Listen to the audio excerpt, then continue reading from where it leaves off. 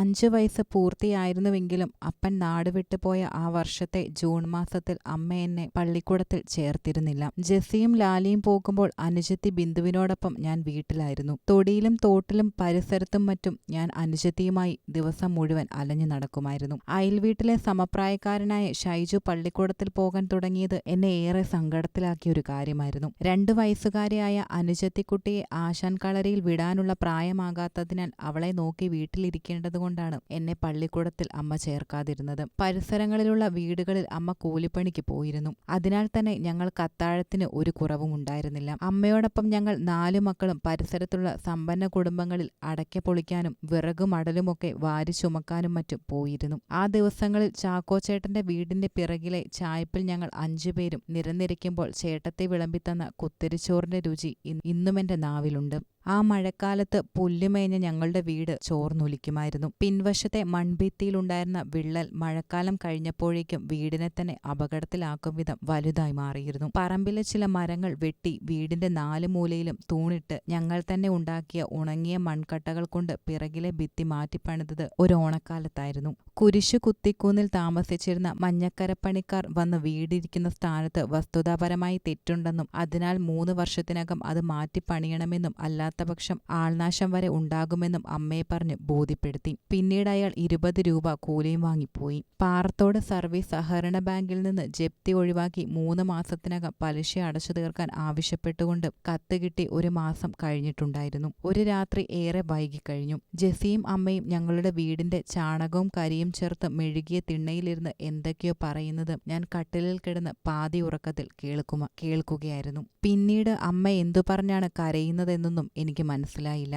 10 വയസ്സ് മാത്രം പ്രായമുള്ള ജെസ്സി അമ്മയെ എന്തൊക്കെയോ പറഞ്ഞ് ആശ്വസിപ്പിക്കുന്നുണ്ടായിരുന്നു. ബാങ്കിലെ കടവും അപ്പന്റെ കുടുംബക്കാരുടെ വഴക്കും സ്വന്തം വീട്ടുകാരുടെ അകൽച്ചയും നാട്ടുകാർക്ക് മുന്നിൽ കുത്തഴിഞ്ഞ ജീവിതം നയിക്കുന്നവൾ എന്ന പേരുമെല്ലാം അമ്മയെ ആകെ തളർത്തിയ ഒരു രാത്രിയായിരുന്നു അത്. മാസങ്ങൾ കഴിഞ്ഞിട്ടും അപ്പൻ മടങ്ങി വരാത്ത വേദന അമ്മയെ കടുത്ത നിരാശയിലേക്കാണ് തള്ളിവിട്ടിരുന്നത്. പോയി കുറച്ച് ദിവസങ്ങളോ ആഴ്ചകളോ കഴിഞ്ഞ് അപ്പൻ മടങ്ങി വരുമെന്ന പ്രതീക്ഷയായിരുന്നു അമ്മയ്ക്ക്. ബാങ്കുകാർ നീട്ടി നൽകിയ അവധിക്കുള്ളിൽ പലിശ അടച്ച് വായ്പ പുതുക്കാൻ മുന്നിൽ വഴിയൊന്നും കാണാതെ അമ്മ വിഷമിച്ച ആ രാത്രിയിൽ ജീവിക്കാനുള്ള മോഹമെല്ലാം അമ്മയ്ക്ക് നഷ്ടമായി. വീണ്ടും ഞാൻ ഉറങ്ങിത്തുടങ്ങിയപ്പോൾ അമ്മ വന്നെന്നെ വിളിച്ചു. അടുത്ത് ഉറങ്ങിക്കിടന്ന ബിന്ദുവിനെ എടുത്ത് അമ്മ തോളത്തിട്ടു. ഒരു കൈകൊണ്ട് എന്റെ വലതുകൈ പിടിച്ച് വാതിൽ പോലും ചാരാതെ അമ്മ പുറത്തേക്ക് ഇറങ്ങി. മരണമെന്നാൽ നീണ്ട ഒരു യാത്രപോക്ക് പോലെയാണെന്ന് അന്ന് എനിക്ക് തോന്നി. അമ്മയോടൊപ്പം കല്ലാർക്കുടി അണക്കെട്ടിൽ ചാടി മരിക്കാനുള്ള ഒരു രാത്രിയായിരുന്നു അതെന്ന് കുറെ കഴിഞ്ഞാണ് എനിക്ക് മനസ്സിലായത്. കല്ലാർക്കുടി ഡാമിൽ ചെല്ലുമ്പോൾ അമ്മ വെള്ളത്തിലേക്ക് എടുത്തു ചാടും. മക്കൾ പുറകെ ചാടണം. അത് പറയുമ്പോൾ അമ്മ ഒലിച്ചിറങ്ങിയ കണ്ണുനീർ തുടച്ചുമാറ്റി. ആ സ്വരത്തിൽ പ്രതീക്ഷ അറ്റിട്ടും മരണത്തോടുള്ള ഭയം ഉണ്ടായിരുന്നുവോ എന്നും എനിക്ക് സംശയമുണ്ടായിരുന്നു. അമ്മ ചാടുന്നതിന് മുമ്പ് ഞങ്ങളെ ഓരോരുത്തരായി അമ്മ തന്നെ വെള്ളത്തിലേക്ക് എടുത്തിട്ടാൽ മതി. അല്ലെങ്കിൽ അമ്മ ചാടിക്കഴിഞ്ഞ് ഞങ്ങൾക്ക് വെള്ളത്തിലേക്ക് ചാടാൻ പേടിയായാലും. മരണത്തിലേക്കുള്ള യാത്രയുടെ പര്യവസാനം സംബന്ധിച്ച് 10 വയസ്സുകാരി ജെസ്സിക്ക് വേറെയും ചിന്തകൾ വളരെയധികം ഉണ്ടായിരുന്നു. അമ്മയുടെ പൊന്നുമക്കളെ ഡാമിലേക്ക് എടുത്തിടാൻ അമ്മയ്ക്ക് പറ്റത്തില്ല, നിങ്ങൾ തന്നെ ചാടിയാൽ മതി. വിതുമ്പലോടെ അത് പറയുമ്പോൾ അമ്മയ്ക്ക് മരണത്തോട് പുറംതിരിഞ്ഞു നിൽക്കാനുള്ള ആഗ്രഹം ഉണ്ടായിരുന്നില്ല എന്ന സംശയവും ഞങ്ങൾക്കുണ്ടായിരുന്നു. പിന്നീട് കുറെ നേരം നീണ്ട ഒരു മൗനമായിരുന്നു. ബിന്ദുവിനെ വീണ്ടും എടുത്ത് തോളത്തിട്ട് അമ്മ നടക്കാൻ തുടങ്ങി. ജെസ്സി അമ്മയെ തടഞ്ഞു നിർത്തി. നമ്മൾ ചിന്നാറിന് അക്കരെ ഭിക്ഷയെടുക്കാൻ പോയാൽ നമുക്ക് കഞ്ഞി കുടിക്കാനുള്ള വക കിട്ടില്ലേ? മരണം അടുത്തെത്തിയ ഭീതിയിലാവണം ജെസ്സി അമ്മയോട് അങ്ങനെ ചോദിച്ചത്. അമ്മ അതിന് മറുപടിയായി ഒന്നും പറഞ്ഞില്ല. നമുക്ക് മരിക്കേണ്ട അമ്മേ എന്ന് എവിടെ നിന്നോ സംഭരിച്ച ധൈര്യത്തിൽ ജെസ്സി പറഞ്ഞു. പിന്നീട് മക്കളിലൂടെ താൻ കേട്ടത് ദൈവത്തെ തന്നെ എന്ന തോന്നലാണ് അന്ന് അമ്മയ്ക്കുണ്ടായിരുന്നത്. അമ്മയുടെ അരികു പറ്റിയിരുന്ന് ഉറങ്ങിത്തുടങ്ങിയിരുന്ന ബിന്ദുവിനെ എടുത്ത് തോളിലിട്ട് അമ്മ തിരിഞ്ഞു നടക്കുകയായിരുന്നു.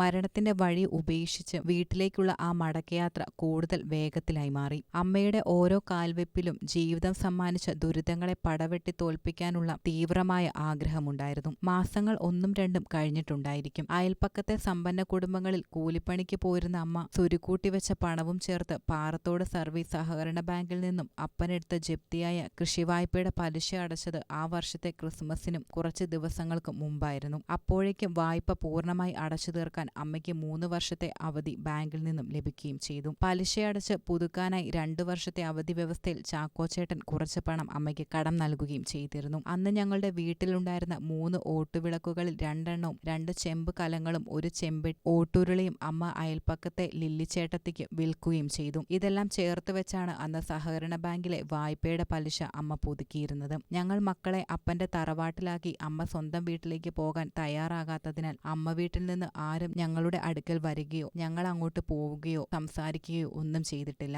1979 ക്രിസ്മസിന്റെ തൊട്ടടുത്ത ദിവസങ്ങളിൽ തെളിത്തോട്ടിലെ ഞങ്ങളുടെ ഇടവകപ്പള്ളിയിൽ വികാരിയച്ഛന്റെ അധ്യക്ഷതയിൽ ഒരു രാത്രിയോഗം നടക്കുകയുണ്ടായി. വല്യപ്പനും വല്യപ്പാപ്പനും ഇളയ അനുജനും പങ്കെടുത്ത ആ യോഗത്തിൽ അമ്മയുടെ മൂത്ത ആങ്ങളെയും പങ്കെടുത്തിരുന്നു. ഇടവകയിലെ പ്രമാണി കുടുംബത്തിൽപ്പെട്ട മേരി നാട്ടുകാരെ കൊണ്ട് പറയിപ്പിക്കുന്ന രീതിയിൽ മക്കളെയുമായി ഭർത്താവില്ലാതെ ജീവിക്കുന്നത് തീരെ ശരിയല്ലെന്നും മക്കളെ അപ്പന്റെ തറവാട്ടിൽ ഏൽപ്പിച്ച് തൊട്ടടുത്ത ദിവസം തന്നെ സ്വന്തം വീട്ടിലേക്ക് പോകണമെന്നും വികാരിയച്ഛന്റെ നേതൃത്വത്തിലെ യോഗം വിധിക്കുകയുണ്ടായി. രാത്രി വൈകി പള്ളി സദസ്സിലെടുത്ത തീരുമാനവുമായി മൂത്ത അമ്മാവൻ വീട്ടിൽ വന്നപ്പോൾ അമ്മയുടെ ദേഷ്യവും സങ്കടവുമെല്ലാം പരുഷമായ വാക്കുകൾക്കാണ് വഴിമാറിയത്. അവരും പള്ളിയിലച്ഛനും പറയുന്നതൊക്കെ നീ എന്തിനാ അംഗീകരിച്ചു കൊടുത്തത്? ഞാൻ എന്റെ പിള്ളേരെ വിട്ടിട്ട് എങ്ങോട്ടും വരില്ല. അമ്മ മൂത്തമ്മാവനെ കുറ്റപ്പെടുത്തുകയും ചെയ്തു. ആ രാത്രി തന്നെ 5.5 വയസ്സുള്ള എന്നെയും കൂട്ടി അമ്മ പള്ളിയിലേക്ക് പോയി. ഞങ്ങൾ ചെല്ലുമ്പോഴും പ്രമാണിമാരുടെ സദസ്സ് പിരിഞ്ഞിരുന്നില്ല. പിന്നീട് അമ്മാവൻ പള്ളിക്ക് പുറത്ത് വാതിലിനോട് ചേർന്ന് മടിച്ചു നിൽക്കുകയായിരുന്നു. വികാരിയച്ഛൻ വളരെയധികം ശോഭിതനായി.